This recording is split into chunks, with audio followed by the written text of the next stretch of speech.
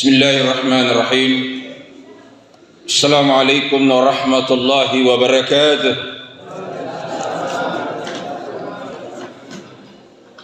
Alhamdulillah. Syahr Ramadan alladhi unzila fihi al-Qur'an hudan lin-nasi wa bayyinatin minal huda wal furqan. Asyhadu an la ilaha illallah wahdahu la syarika lah wa asyhadu anna Muhammadan abduhu wa rasuluh. Allahumma fassalli wa sallim ala sayyidina Muhammad wa ala alihi wa sahbihi ajmain, amma ba'd. Jamaah tarawih yang sama dimuliakan oleh Allah, tiada kata yang paling indah untuk senantiasa menghiasi bibir kita hanya memuji Allah Subhanahu wa taala. Tuhan tafilikasi, Tuhan yang senantiasa melimpahkan rahmat dan kasih sayangnya kepada kita sekalian, sehingga pada kesempatan ini, pada malam ke-19 Ramadan, masih dapat melangkahkan kaki kita untuk hadir di masjid kita ini dengan satu tujuan, hanya untuk meraih ridhanya Allah Subhanahu wa taala. Begitu juga sebagai wujud cinta kita kepada Rasulullah sallallahu alaihi wasallam. Senantiasa kita mengikuti sunnah-sunnah Rasulullah dan senantiasa berselawat kepada Rasulullah sallallahu alaihi wasallam sebagai wujud cinta kita kepada Rasulullah sallallahu alaihi wasallam. Rasulullah sallallahu alaihi wasallam bersabda, "Masalla ala salatan sallallahu alaihi wasallam biha asra." Barang siapa bersalawat kepada baginda Rasulullah sallallahu alaihi wasallam satu salawat, Allah langsung membalas rahmat 10 kasih sayang, 10 salawat. Di hadis lain juga dijelaskan, aulan nasi bi yaumil qiyamati aksurkum ala salatan. Sedekat-dekat manusia, sehampir-hampir manusia kepada baginda Rasulullah sallallahu alaihi wasallam pada hari kiamat adalah manusia yang terbanyak salawatnya kepada Rasulullah sallallahu alaihi wasallam. Jamaah tarawih yang sama dimuliakan oleh Allah. Adapun judul ceramah yang saya akan sampaikan pada kesempatan ini adalah konsep taubatan nasuha di dalam Al-Quran. Al-Quran telah menjelaskan, ya ayyuhalladzina amanu tubu ilallahi taubatan nasuha. Hai orang-orang yang beriman, bertaubatlah kamu kepada Allah Subhanahu wa taala dengan sebenar-benarnya taubat kepadanya. Jamaah tarawih yang sama dimuliakan oleh Allah.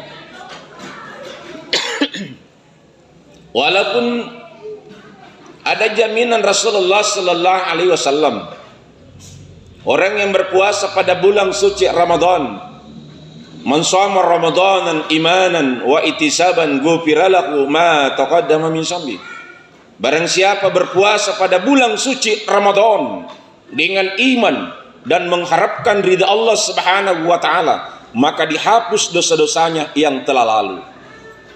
Ada 2 dosa yang tidak diampuni oleh Allah Subhanahu wa taala di bulan suci Ramadan. Adalah dosa kepada kedua orang tua kita. Dan yang kedua, dosa syirik kepada Allah Subhanahu wa taala.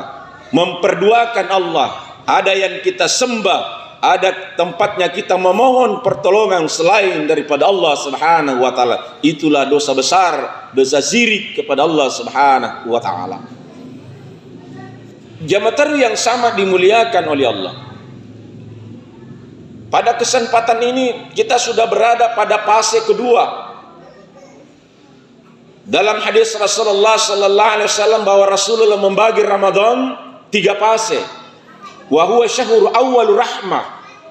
Di awal Ramadan itu adalah rahmah. Dari malam pertama sampai malam ke-10 Ramadan, itu adalah malam kasih sayangnya Allah.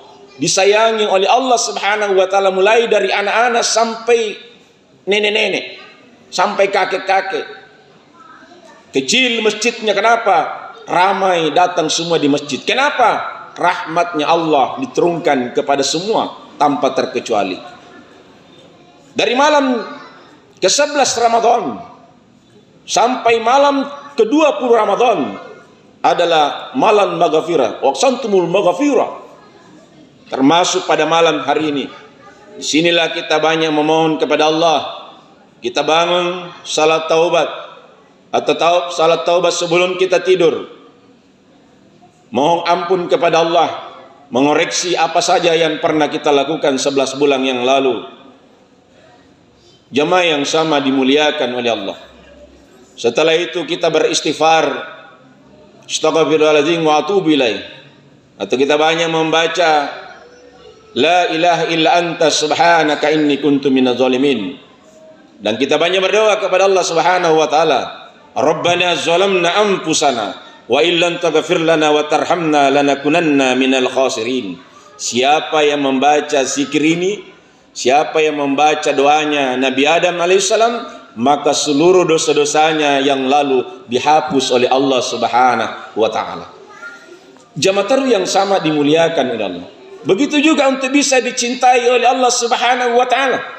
Al-Quran telah menjelaskan kepada kita, innallaha yuhibbut tawabina wa yuhibbul mutatahhirin. Sesungguhnya Allah mencintai orang-orang yang senantiasa bertaubat kepadanya dan mencintai orang-orang yang selalu membersihkan, mensucikan dirinya. Jadi ada dua yang dicintai oleh Allah. Yang pertama tadi adalah orang yang senantiasa bertaubat, tiada hari tanpa istighfar. Perbanyak istighfar, mohon ampun kepada Allah Subhanahu wa taala. Begitu juga senantiasa membersihkan, mensucikan diri kita untuk bisa dicintai oleh Allah, dan tidak bisa diterima ibadah kita tanpa dengan kesucian. Tahara kita bagus, terkhusus ketika buang air kecil dan buang air besar. Ini yang biasa kita lihat, biasa anak-anak muda ketika buang air kecil, ada tiang listrik juga dia gosok, dia kencingi, baru dia tidak cuci, dia dati-dati saja, tidak diterima sholatmu situ. Biar bagus bacaan sholat kita, biar bagus pakaian kita, kalau ini tidak beres, apalagi karena kena percikan kencing celana dalam kita, sudah rasa parut, berbau, tidak akan diterima ibadah kita. Allah Maha Kudus, Allah Maha Suci, hanya menerima yang suci. Jadi yang pertama yang harus kita jaga celana dalam. Kalau celana dalam kita sudah berbau yang tidak biasanya, sudah berbau kencing, jangan lagi pakai ibadah, karena tidak diterima salat kita. Yang kedua, ketika buang air besar, ini juga cara dalam fikih cuma 3 yang dipelajari: bersihkan bendanya, kedua licinnya, dan ketiga baunya, dan selalu berakhir di sini. Harus berakhir setinja kita di hidung kita, karena yang menentukan bersih atau tidak adalah hidung kita. Kalau masih berbau kotoran, jangan pernah berhenti bersuci, karena tidak ada nilainya kita salat, tidak diterima salat kita kalau ini tidak beres. Dan setelah hakul yakin, terakhir diselesaikan di muka. Kalau sudah tidak berbau, dan jangan pakai sabun, tidak boleh pakai sabun, harus dengan pakai air, dan harus disapukan, diselesaikan di muka. Baik ketika kita cebok anak-anak kecil kita yang jemaah yang sama dimuliakan oleh Allah. Itulah yang orang dicintai, yang memperbaiki. Kalau ini kita jaga, tidak ada yang bisa cium ketika kita nanti mati, tidak ada yang bisa cium jasad kita. Kenapa? Kita tidak pernah mencium jasad kita, tidak pernah mencium kotoran kita. Jemaah taruh yang sama dimuliakan oleh Allah. Dan yang selesaikan adalah ujung jari yang tengah. Ini yang menentukan terakhir, ujung jari. Setelah itu harus ini setengah masuk di panta-panta kita. Dan kalau sudah hakul yakin sudah tidak berbau, maka itu sudah sudah bersih. Dan terakhir harus sentuh asal kejadian kita, yaitu sulbi, ekor kita yang namanya sulbi wat tarai. Insya Allah tidak akan disentuh oleh api neraka orang yang menjaga setinjanya, dan tidak akan diterima salatnya orang yang tidak bersih setinjanya. Jamaah yang sama dimuliakan oleh Allah. Maka marilah jaga tahara kita. Baru yang kedua, perbaiki apa yang kita pakai, mulai dari sarung yang kita pakai, baju yang kita pakai, aksesoris yang melekat pada diri kita, ada cincin kita, ada jam tangan, ada kacamata, ada songkok kita. Harus tahu dari mana sumbernya. Kalau ada sumbernya yang subhat, jangan pernah kita pakai untuk beribadah kepada Allah karena tidak ada nilainya di mata Allah, tidak diterima. Itulah yang menghambat diterimanya ibadah kita oleh Allah Subhanahu wa taala. Jamaah tarawih yang sama dimuliakan oleh, inilah yang harus kita tanamkan. Dan disitulah kita harus membersihkan diri kita, dan itu salah satu untuk bisa dicintai oleh Allah.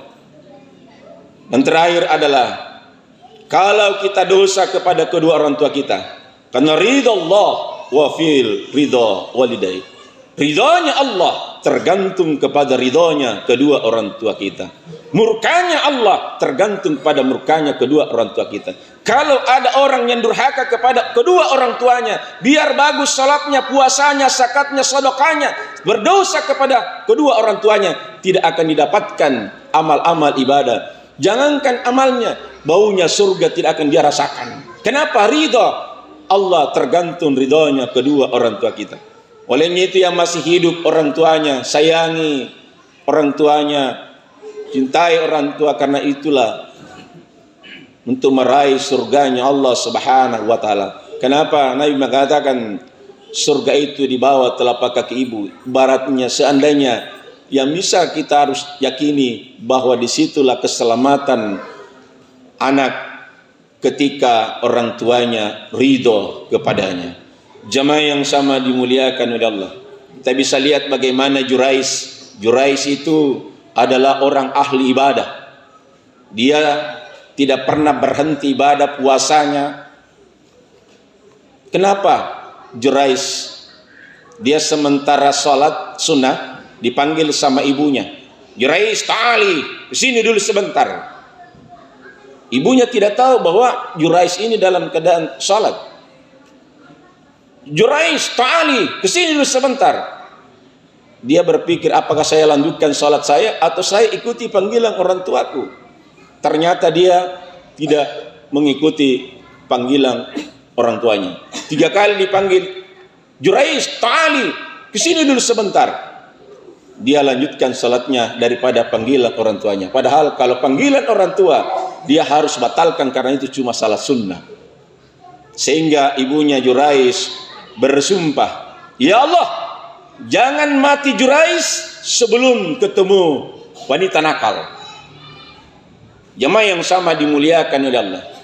Pada waktu itu Jurais digoda oleh seorang wanita nakal, tapi dia tidak tergoda.